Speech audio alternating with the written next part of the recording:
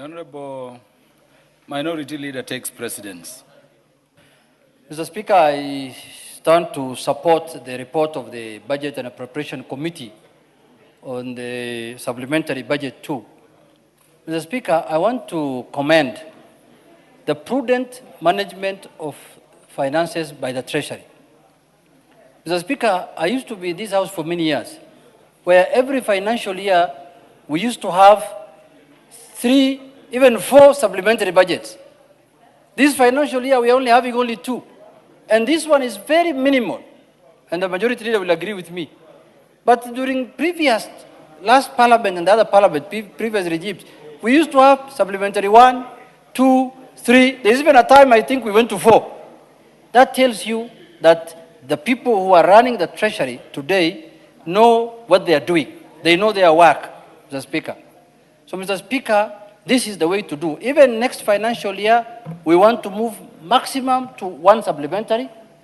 Then after that, we just implement the estimates as it has been passed by the House. Mr. Speaker, these supplementaries bring disruptions to the implementation of the estimates. So, Mr. Speaker, I know a lot of needs crop up all the time in the middle of the year, but prudent financial management requires you minimize as much as you can the provisions for supplementary budgets. So, Mr. Speaker, with those few remarks, I wish to support. And yesterday, Mr. Speaker, I was out of town, and I had some personal issues. I'm told my deputy sitting here was masquerading as a minority leader, Mr. Speaker. And I was very shocked when I saw in the evening the news, somebody, I'm just holding him, because, there are no numbers here. As you are aware, ODM has gone out of Azimio. I'm trying to protect him, Mr. Speaker, and preserve him. But he is now Unamea Pembe. Now he's saying that he can be minority leader. Mr. Speaker, we cannot be led by a party with 20 members of parliament. That's very small. They cannot even be minority. They can be minority of the minorities. That is the place they can take. So next time, let us not have that kind of confusion in the House, Mr. Speaker. I am the minority leader, as you know, constitutionally, under Article 108. So, Mr. Speaker, and I'm happy the House has passed the finance bill because there was nothing in it. It was just making and simplifying tax processes in the country, Mr. Speaker. This is, if, you are still living in the days of the finance bill of 2024, then you will be stuck there forever. The country has moved on. We are now, and now you can see the war in the Middle East is ending. Iran and America are making peace. Now the prices of petroleum products will come down. Life will be fine and inflation will come down. I don't know what people are going to say next, Mr. Speaker. So with those few remarks, I just wanted to reprimand my deputy that let him not attempt to do that kind of coup next time. Otherwise, there will be consequences. I hope the answer will be checked. And if there is any such representation on change on leadership of the minority side, it be expunged straight away because the House is clear under the Constitution on who the minority leader is. Yes.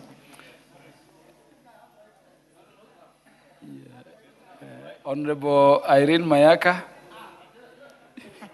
Thank you, Honorable Speaker. Honorable Speaker, I just want to also contribute and support the supplementary budget because, Honorable Speaker, among the proposed reallocations and additional allocations of funds are three very important aspects that I want to highlight. One of them, very important, Honorable Speaker, there have been many cries from Kenyans that people in this country have not been able to watch the ongoing World Cup because our Kenya Broadcasting Corporation did not have the rights. So what Budget Committee and the State Department have done is very, very important because now Kenyans across the whole country will actually be able to watch and follow all the World Cup games because, Honorable Speaker, you know how important soccer is to us.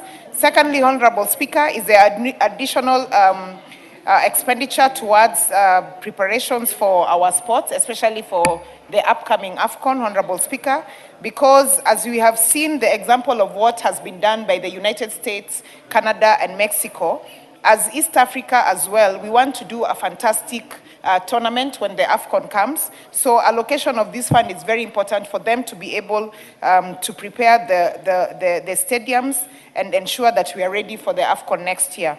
And finally, Honorable Speaker, the other one that I really want to applaud is the additional allocation for the Nyota. Because, Honorable Speaker, we saw when the President was going around and issuing funds through the Nyota program, how helpful and beneficial this was to our young people. So an additional money towards that is very important, because for the young people who got the initial allocation and were advised that once their projects become viable, then they will get more money to also to actually increase what they're doing, then this goes very well into encouraging and ensuring that this is actually implemented. So, Honorable Speaker, I just want to applaud the Chair of Budget and the team and to support these additional allocations and reallocations of funds. I thank you. The Honorable Emmanuel Wangwe is recognized to contribute. Thank you, Honorable Speaker. Honorable Speaker, allow me to, on the onset, to appreciate the Committee on Budget and thank the Honorable Atandi for the good work he has done towards the supplementary estimates too. Honorable Speaker, I want to speak particularly on two issues. The issue of payment of teachers, especially, and facilitators of the examination. Honorable Speaker, having brought in this House the Kenya National Examination Council Amendment Act of 2015, the Honorable Speaker empowered Kenyan children not to pay examination fees towards NEC. It calls on the facilitators, Honorable Speaker, to make sure that the examinations are administered on time and examinations are not leaked. And Honorable Speaker, for you to do that, you should entice them by paying them on time. I want to make a request, Honorable Speaker, that whereas we applaud the government for putting into the supplementary too, it is my request that next time, Honorable Speaker, we consider this payment in supplementary one, because they will undertake the examinations on time, but we will not be able to know maybe at what cost in totality the entire cost of the facilitation, Honorable Speaker. Therefore, I want to thank the government, but also ask that we consider next time in supplementary one.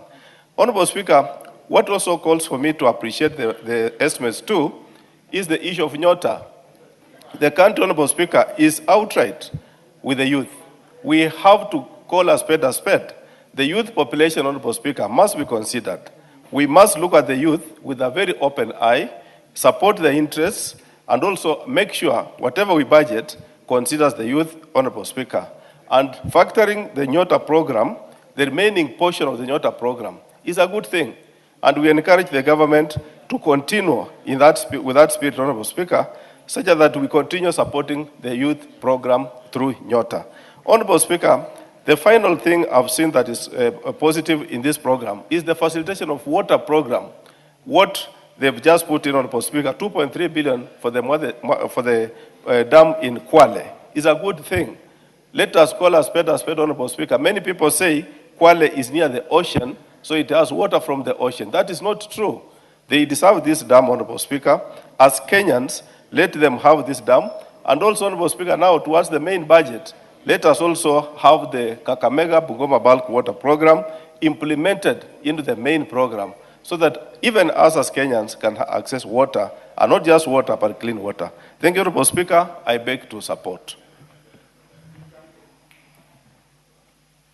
The Honorable Dr. James Nyikal is recognized to contribute. Thank you, Mr. Speaker, for giving me this opportunity. I rise to support the second supplementary budget estimate. And Mr. Speaker, as was noted, the time was short. However, at our committee, we looked through and agree that the sector was not affected in any way. However, we noted with the concern that there may have been need to factor in Ebola preparedness funding. Even the ministry had noted that and written, but we have raised this with the chair of the Budget and Appropriation Committee. They said that can be taken care of in contingencies, emergencies, and even 223 provisions. So we are satisfied, we support, and we hope that that issue remains active, because it's something that the preparations need to be in time and done properly. Thank you, Mr. Speaker. Honorable Dr. Wilberforce Oundo. Thank you, Honorable Speaker. Let me also stand here to give a word on this supplementary budget too. Ironically, Honorable Speaker, as much as we want to be very, polite, supplementary budgets basically indicates probably some kind of shortfall or failure to plan properly in terms of what's supposed to happen. But nevertheless, our standing order allows it, our laws allows it, and we let the executive probably abuse that privilege, and we continue. However, Honorable Speaker, let me also mention a few issues.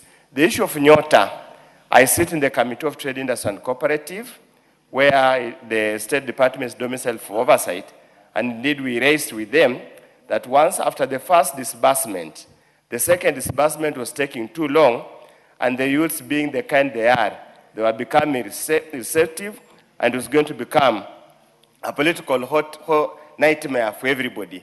And that must be very clear. We appreciate that particular support.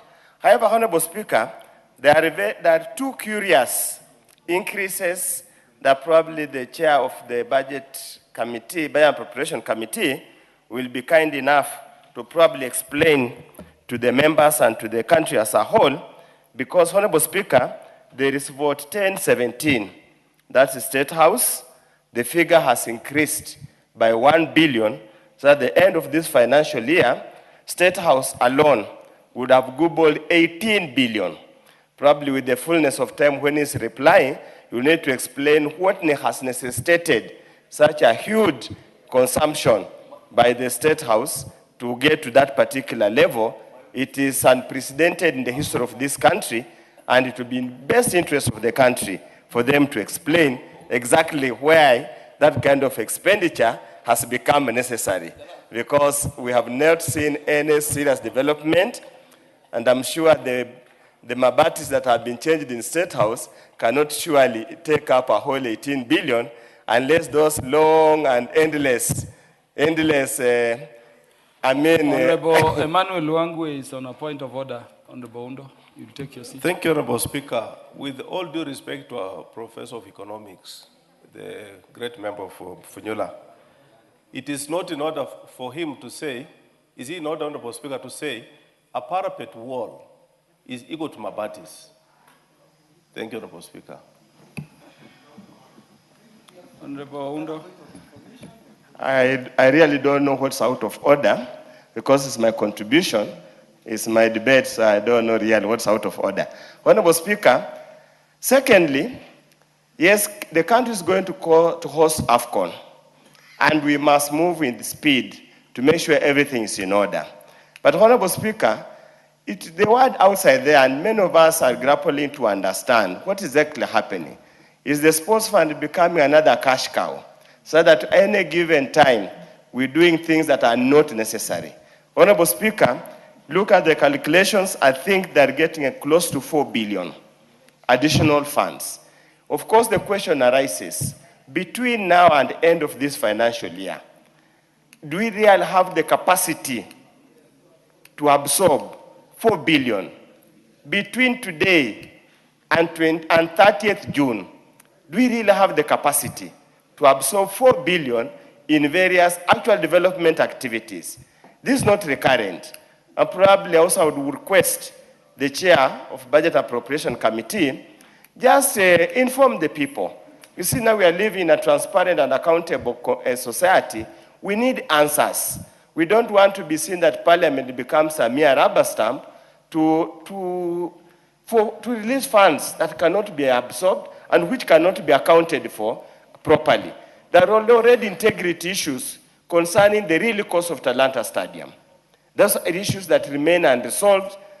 As a country or as a National Assembly, that's mandated under the Constitution to pass budgets after scrutinizing the same, to ensure there is value for money for whatever is spent, it pains many of us to see this kind of likely waste that's going to accrue. But nevertheless, Honorable Speaker, an increase of a whole 18 billion on this supplementary budget alone sends shockwaves given the short period of time left. Honorable Speaker, I would have actually expected much more, probably more priority areas. But nevertheless, as it is, let me conclude by to quote the Swahili saying, wengi wape, wachache wasikize. Thank you, Honorable Speaker, for the opportunity. Honorable Mutuse.